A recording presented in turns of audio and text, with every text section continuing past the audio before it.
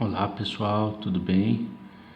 Estamos aqui para mais uma aula de ensino remoto de emergência. Bom, continuando o nosso assunto, então, vamos lá para o item 9, né? Falar um pouquinho sobre indicadores ácido-base, falar um pouco sobre o que é, quais os tipos. Vamos mostrar um pouquinho as estruturas e o princípio de funcionamento, tá? Como é que eles indicam o final de uma reação, ou melhor, o final de uma titulação ácido-base. Como é que qual que é o princípio de funcionamento deles? O que está por detrás dessa mudança de coloração, tá? Então, falar um pouquinho o que é. O que são os indicadores ácido-base? Um indicador ácido-base é um ácido orgânico fraco ou uma base orgânica fraca, cuja forma não dissociada possui cor diferente daquela exibida por sua base conjugada ou seu ácido conjugado. Então, o que está em jogo aqui no processo de indicar por cor o término de uma reação, de uma titulação, é o equilíbrio químico ácido-base conjugada, tá? Então a gente está falando de um ácido e uma base de Bronsted-Lowry, ok? Então esses indicadores são corantes, normalmente solúveis em água, cuja cor depende do pH. Então o pH é que vai interferir na mudança de cor. A mudança rápida em pH que ocorre no ponto estequiométrico de uma titulação é, portanto, sinalizada por uma mudança rápida da cor do corante à medida que responde ao pH, certo? Então, fizemos aí uma breve definição do que é um indicador ácido-base. Isso vai ficar mais claro quando a gente olhar o princípio de funcionamento e as estruturas, mas vamos lá. Quais são os tipos de indicadores ácido-base, né? Então nós temos uma variedade imensa de indicadores, né? Então eu trouxe aqui alguns: violeta de metila, azul de bromofenol, alaranjado de metila, azul de bromotimol, vermelho de metila, vermelho de fenol, fenolftaleína, timolftaleína, amarelo de alizarina, carmim do índico, e aí vai, gente, tem um monte.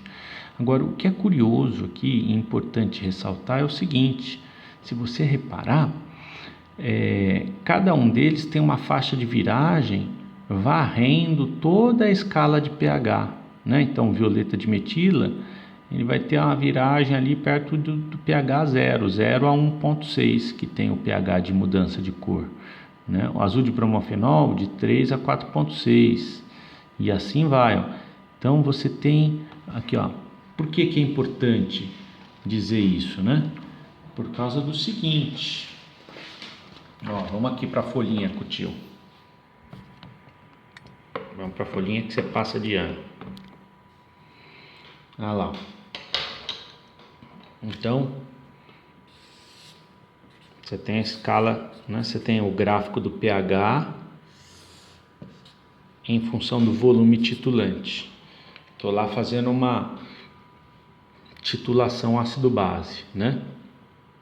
Então existem diferentes tipos de curva, né? A sigmoide ela pode dar o pescocinho, né? Então lembra que quando a gente olha para a sigmoide, o ponto de equivalência é mais ou menos aqui no meio da curva, né?